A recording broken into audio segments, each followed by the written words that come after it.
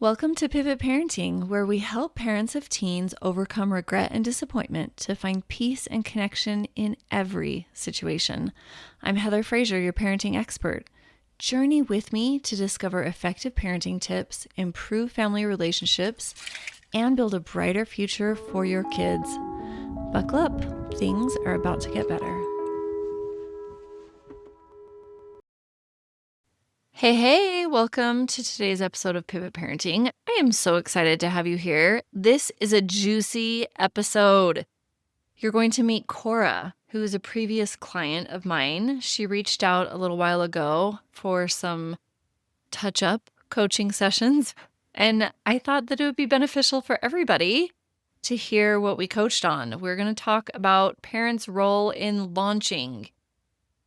It is not easy, and this is her first child that she is launching as an adult.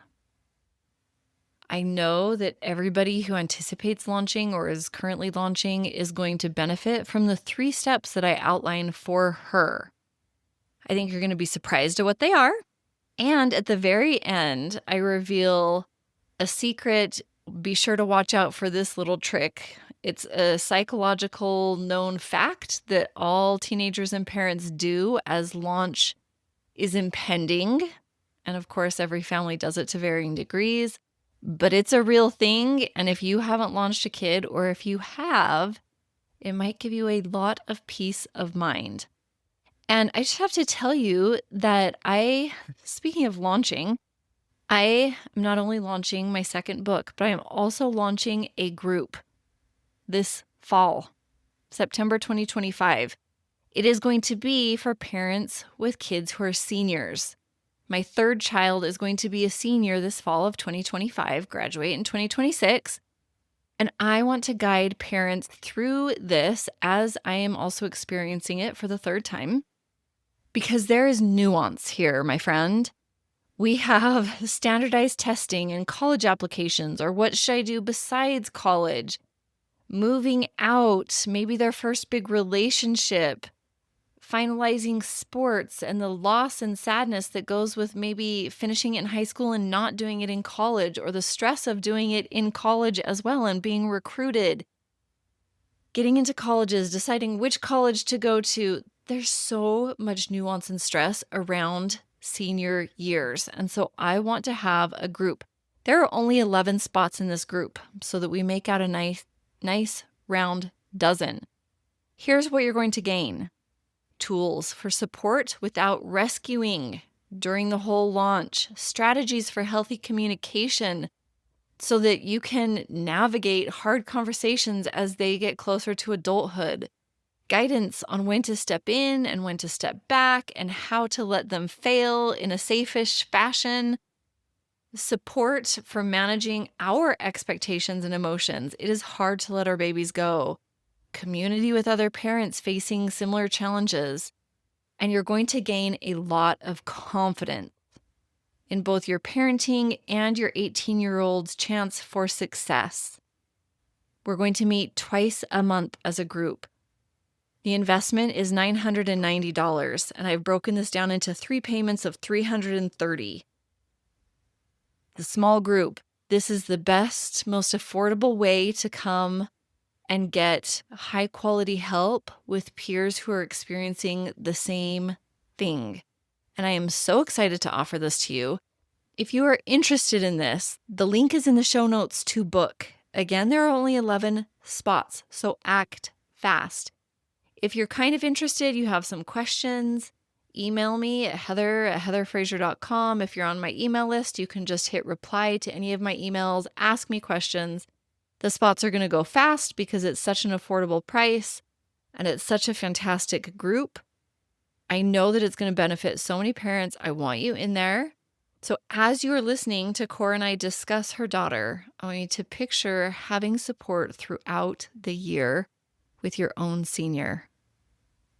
Okay, here is my coaching session with Cora. Hey, Cora, welcome. Hi, how are you? Good. I'm excited to have you on today. I think it's going to be a really great conversation. How can I help you? What would you like help with? I think one of the things is that I am wanting to know is how do we I have a daughter who is 18. She just graduated from high school. She is going to college. And yeah, how do we parent through the launch of our children as they kind of leave our home? They're going to college, but they're still going to need guidance and and all those things. So I think that's where I'm at. Just how do we parent without controlling, without just giving them the wings that they need to fly? Yeah, explain to me and everybody listening the dynamic that currently exists with you and your spouse and your daughter. Hmm. Well, I think for the past, do you want a detailed No, just history kind of or? an overview of how open she is to share her life with you, Okay. how Um, how you kind of have worked through transitions in the past. we've been through a lot of stuff with our daughter, from drugs to different kind of relationships, and we've just tried to show love and to guide her through as she moves from, I don't know what the best word is, as she moves from one thing to another. We got coaching from you, and we've been trying to just lead with love and understanding. And it wasn't always that way. There's been a lot of yelling and then a lot of angst on our parts as parents, but as we've done coaching, we've come to realize that we can control what we can control, and but we can also lead with love and understanding and try to see it from her point of view. And as we've done that, the lines of communication have opened up a lot with her. And so I think as we move from being that parent and now she's moving far away to go to college, what does that look like? How do we keep those lines of communication open as we don't see her every day and things like that? Okay. And what is the scariest thing for you when you think about her moving far away? Because of our past, there's been a lot of things that have been hidden, and she's better now about forthcoming with information.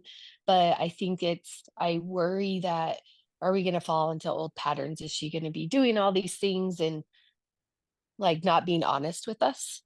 Because that has been something that we struggled with in the past, is the honesty factor in telling us all the information. And I realized when I was in college, I did not tell. It was also not the age of Sure. cell phones, so I did not tell my parents everything that went on. But I think that I worry, is she going to make good choices? Is she going to do what she says she's going to do? Is she going to keep moving forward, because she's made so much progress from, I'd say, in the last 3 years? And so I think it's probably the control thing. I'm sure for me, just not being able to see her every day. Is she going to still communicate and be forthcoming with information? Okay. And what if she doesn't? Is your brain giving you worst case scenario, scary stories of the future? Yes and no. I think that Okay. I know that she's ready. I can tell that because our she's just, the other day she screamed at us like, "I can't wait till I move out."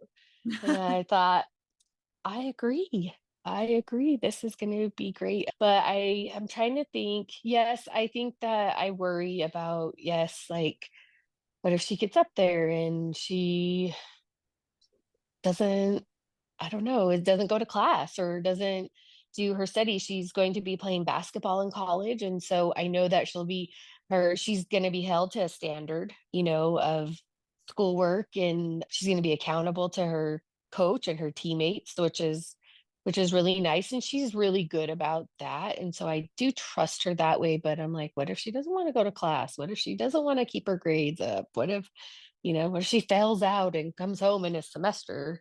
Because I told her, I said, when things get hard, I want you to stick it out. I don't want you to come home. I don't want you to want to do your best. And So I don't know. I don't I don't know. I think, yeah, I just worry about that. Okay. Okay. And tell me what happens in your mind when you've got the angst and the worry, and you're picturing her maybe not going to class or slipping into old habits or not being honest with you. Mhm. Then what happens for you? I think what happens for me is I start to worry, and then I start to withdraw, and I start to, like, I think sometimes what happens is I start to think the worst about her. Like, she's never going to change. This is always going to be a problem. We're always going to, and then if I say something, she flies off the handle. But it's not because I'm saying it out of love or concern. It's just more out of worry. And so it probably comes out across as very judgmental and, accusatory.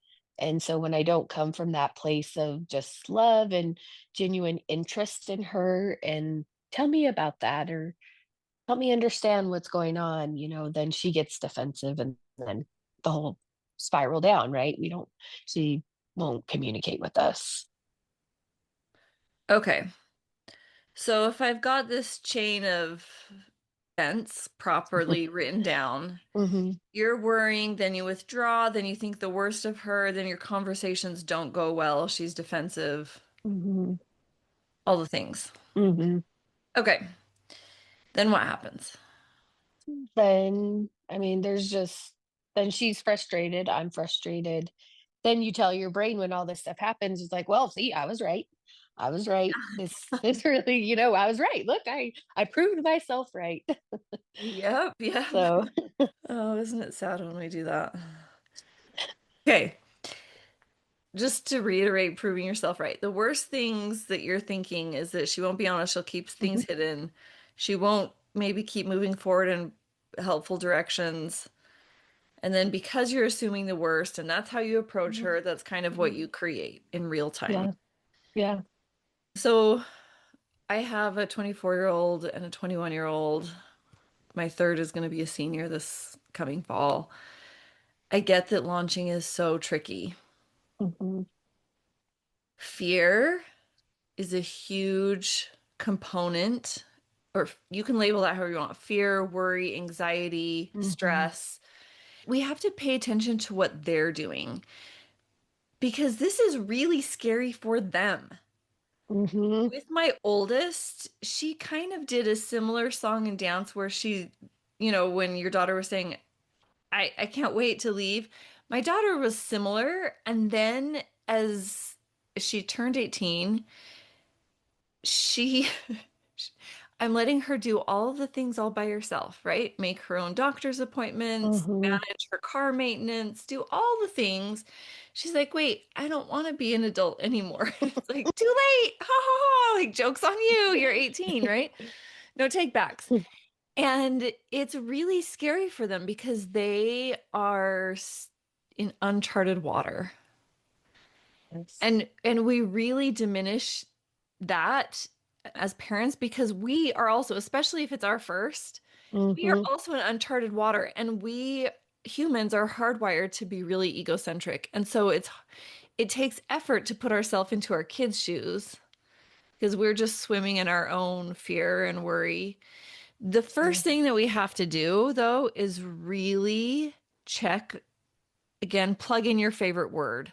I'm just going to use fear Mhm, of failure, of all the things, and talk ourselves off the ledge because you're creating that in real time. She hasn't even moved out. She still has the summer, right? yeah, And you're creating your worst fear right now because your brain is showing you what might happen. yeah. I think that's very true. My husband and I were talking about it last night, is that she just wants to be home. Like, I think one of the things too, I'm struggling, like, she hasn't found a job. She's applied for many, many things, and she's still, because she tore her ACL, she's doing intensive therapy. She has workouts that her her college coach gives her that she has to do, and she's working out. So at least she's doing that. She's doing that part to prepare, but she can't find a job. And I've been like on her. I'm like, come on, you've got to get a job. You've got to. And I know it's tough because she just graduated. She's still healing from surgery. And she's just like wanting to just be here sitting at home. My husband, he was like, well, I think she just wants to be at home because it grounds her and she feels comfortable and she's used to going and doing, and he's like, maybe she just needs to soak up all she can at home Okay, let me because ask this you is really this. scary. Yeah, Uh-huh. let me ask you this. Has she reverted into any childhood preferences? Like, is she watching cartoons again? Does she have her favorite blankie? Is she wanting her favorite food when she was like 6 or 10? A little bit. Like I've noticed like there's a playlist that because she plays music when she showers, and Uh-huh. I noticed that there's this playlist and it's Disney songs, and I'm like, that is so not you because she loves, Okay, this.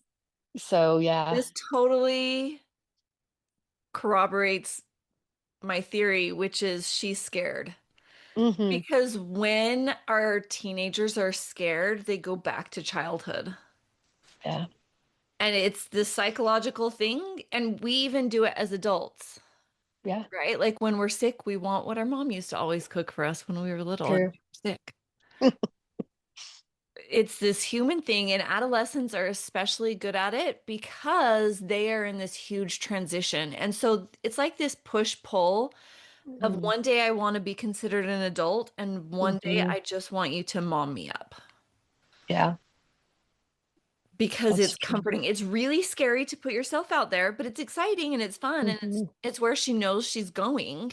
But Hmm. then she also wants to revert back to something that's familiar, that's comforting, that brings back kind of that safety of childhood. Hmm.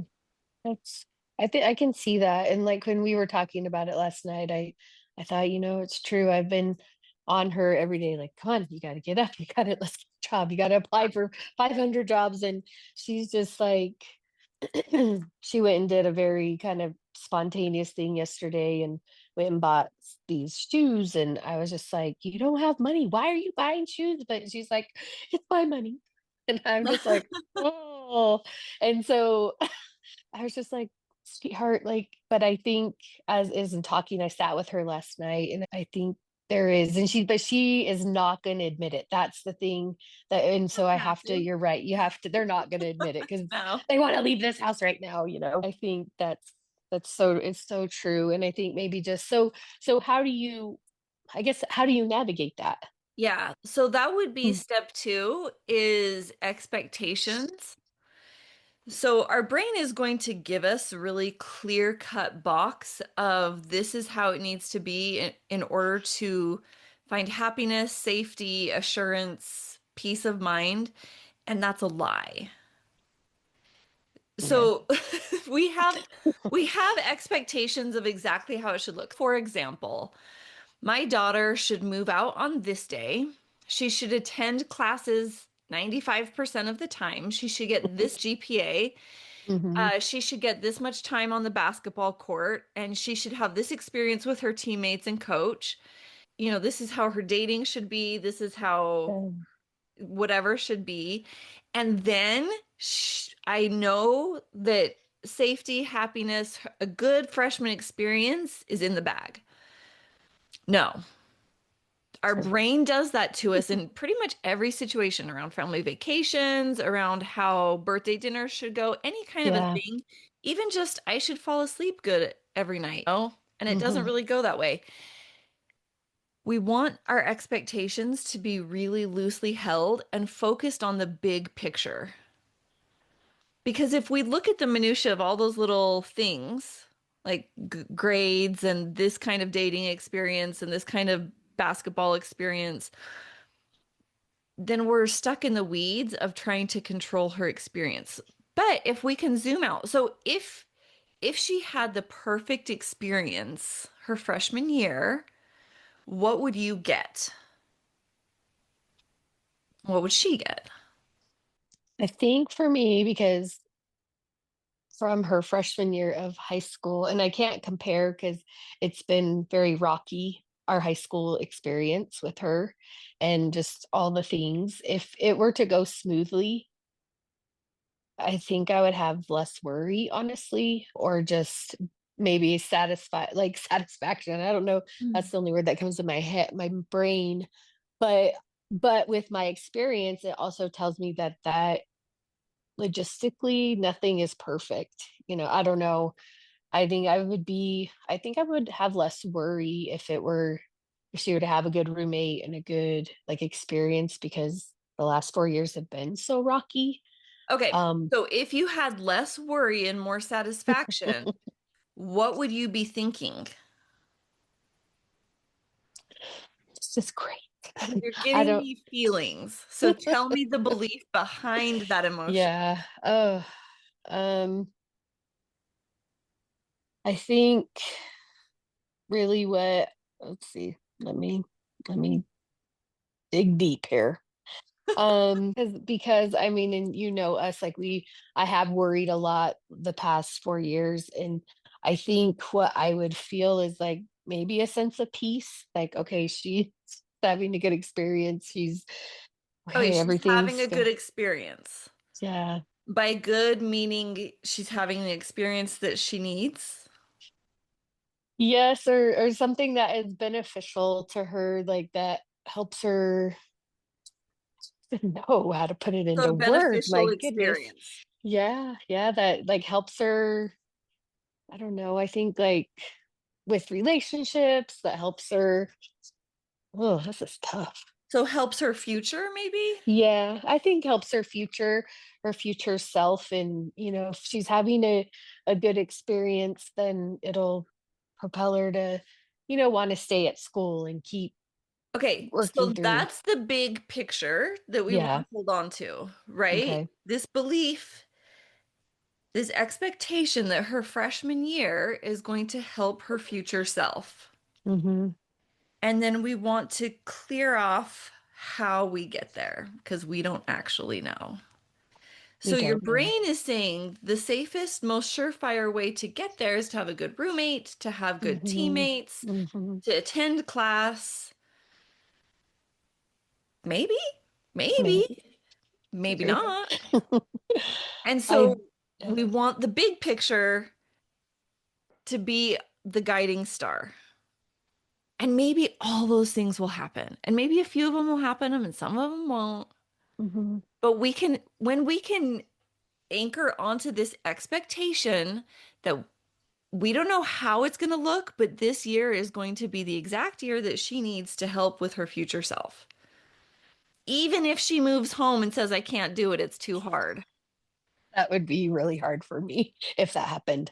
But and I mean, she did tell me, she's like, Mom, and because she's torn both of her ACLs, I get it. And I actually do support this. Is that she's like, if I get hurt again, like a major injury, she's like, I'm done playing basketball. And I said, I agree, Yeah. but that for me is like really scary because I'm like, what do we do now? And from my child who didn't want to attend college at all at some point, where she just was content to work at McDonald's, to her being able to play basketball in college, we've come a long way. I mean, I think for her, I think she was, and she'll even say it. I think I was selling myself short, but I think that would be really hard. But I have to leave room for it because it is a possibility, and I can't close it off and say, no, we're going to put that away and bury it because that's not helpful either. I have to leave space and room that she could come home. And then what do you do? I don't know. So that's step three, which is to manage your emotions and to model that for her and anybody else in the home. Because nothing ever plays out how we expect it. And I mean both ends of this spectrum. She's not Yeah. going to go sing Kumbaya every day at college, and it's going to be Yeah. just this picturesque, beautiful experience. And it's probably not going to be the worst case scenario your brain's showing you either. Yeah. It's going to be a lot of the in between messy business. And so this is why coaching is so helpful and reading and listening and doing all the things that parents do to help their kids, right? Growing Mhm. ourselves, Yeah. managing our emotions, expectations, making sure that our side of the street is clean so that we can show our amazing daughter that it's okay if things don't go as planned, because most things don't. True. And that's where we learn resilience. So, just to recap, step number one is to check your fears. Because Mhm. when we are in check, then we can dial into our kid and be like, "Oh, she's regressing. She's listening to Disney in the shower." That means she wants to feel some kind of comfort and safety. Mhm. So I can pay attention to her and model for her what that looks like. And then number two is your expectations. Let go of the checklist and focus on the big one. And then number three is just kind of a maintenance track of I'm going to manage my emotions, and you're seeing that whether I you allow me to walk you through, breathing or read the book that I recommended or any of those things. Mhm. They may or may not want to do that, and that's okay. But when parents are modeling emotional intelligence and calm confidence that it's all going to work out, that we don't have to get freaked out about, well, you tore your ACL again and now we just don't know what to do and your life is screwed. Mhm. No, it's going to be fine. If she Yeah. tears her ACL again and can't play basketball, what if we just knew that that was fine? Maybe not what we had planned and not what we wanted, Yeah. but still fine. Because a lot of people, this happens to a lot of people. It happened to my niece. She was a soccer player and colleges were looking at her at 14 and she tore her ACL and that was that. Mhm. And she had to really regroup, but she did and she's fine. She's doing great. She's got her Yeah. master's. Like, it's going to be okay. Yeah. I think that's the thing, is telling myself that it's going to be okay. And then, even like as I think for right now, the present thing that's in my mind is like she doesn't have a job. And I'm like, oh my gosh. And I think yesterday was a culmination of a lot of, like, I was putting a lot of pressure. I'm like, you got to get a job. Why don't you have a job? And I'm just like constantly. And so it put me in a lather all day yesterday. She was in a lather. It was just a mood. And I'm like, I am modeling the exact things that I'm feeling and I'm projecting it onto everybody here. And I think all she needs from me is be like, you can do this. Like, I can help her and encourage her, but harassing her practically, is not going to is not going to help. And I realized yesterday as we were walking into the gym, because that's one thing that I know that mental health wise has been really key for both of my kids, is like they need me to lead them to the gym. If that's what I need to do right now, like, hey, come on, we're going to the gym, and it helps all of us. Like, that's what I realized yesterday, is that they just need me to lead or model for them, like, okay, it's going to be okay, like we're going to go to the gym Yeah. today and this is what we're going to do. And that you're right when you say that. It's so true, because if I'm modeling things, that's probably why she got up off the couch and was like, well, I'm going to go buy some shoes because this lady's bugging me. And I really it's probably I told him to go do something. Well, she did. And so now I can really see that that was a big fail yesterday. All right. And I love big fails. I wouldn't even categorize that as a big fail because then we can go back and show our kid how to fix when we don't get it right because none of us get it right all the time. Yeah, never.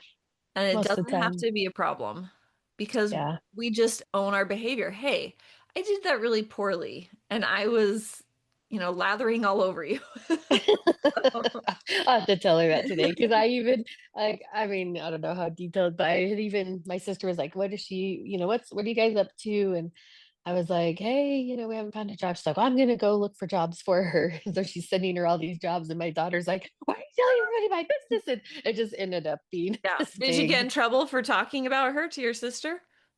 Yes, very Yep. much so. She's like, "Why are I you get that. airing all my business?" I'm like, she lives here in town. She was just here with us on She Sunday. loves you. She loves you. She knows your story. She knows that you're looking for a job.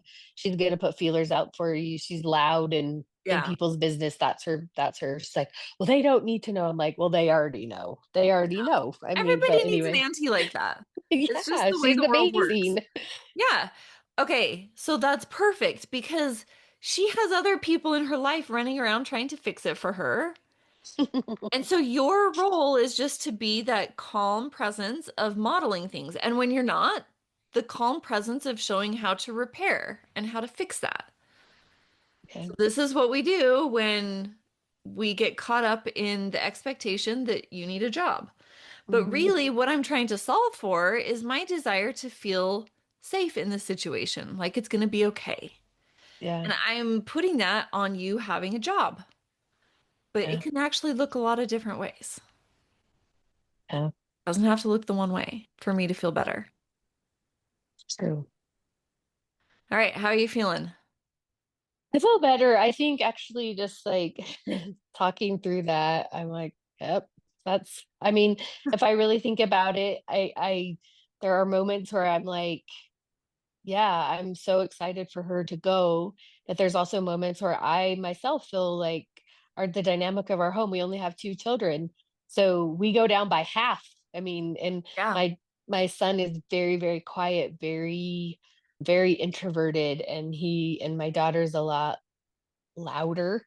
And so I just like as she, gosh, I think that's what I'm going through too is like this, what is this going to look like? But I can't worry about that right now. I think that's what I'm trying to think is I can't worry about all these things that can or should or might happen. I have to maybe like just maybe focus on what's right in front of us right now because we have the summer but the summer is going by very fast, but I think just calm myself down. Like I feel better just like, knowing that, okay, yeah, we have these emotions, but it's important that I model, you know, like I'm a good that I model, you know, just like it's gonna be all right, like you can do this, I can do this, you can do this, we Okay, all now can I do have this. one And other psychological phenomenon I want to warn you about. okay, Okay. yep. And this may have already started to happen, and it's variable. It's on a scale, how much Hmm. it happens in families. But when a child is getting ready to launch, the child and or the parent will start to cause conflict so that the break isn't as painful. I've seen that. It's a thing that we do Okay. to one another so that we're glad they're gone or glad that I'm gone or whatever Yeah. because they're driving me crazy. Yeah. And so just know that if there is some unusual or unprecedented or uncommon angst and tension between you and her or your husband and her, that's normal and it's Okay. temporary and it's Okay. gonna be okay. There has been a bit of that. I appreciate you saying that because there has been that. Yes. Yes, because it is so sad if we just are in love with our kid and they're in love with us and they have to move far away. So we would rather love them a little less because psychologically that feels better. True. Okay. Thank you for coming on, helping everybody out. Yes, I hope it was helpful, but thank you for helping me because I think I can navigate this a little bit better. It helps me come in this from a space of chaos in my brain to now I'm like, okay, I feel a little bit more calm and grounded and like, okay, we can do this and really my husband and I, we have adopted the saying, it is what it is. And we will just, that really has become our family motto because we've had many, many things happen. And that, that is it is what it is. We'll just face it and we'll get through it. And we have in the past. And even when things have not gone how you think, but they do seem to kind of work themselves out as we give it patience and time and just, you know, keep repeating that to ourselves. It is what it is, and we move forward. So thank I you. love it. Thank you for coming on. Heather is the one, an expert in the field. She knows her parenting stuff, including how confusing it can be. You've tried it all, and it's a lost cause. Crying in the closet 'cause you failed.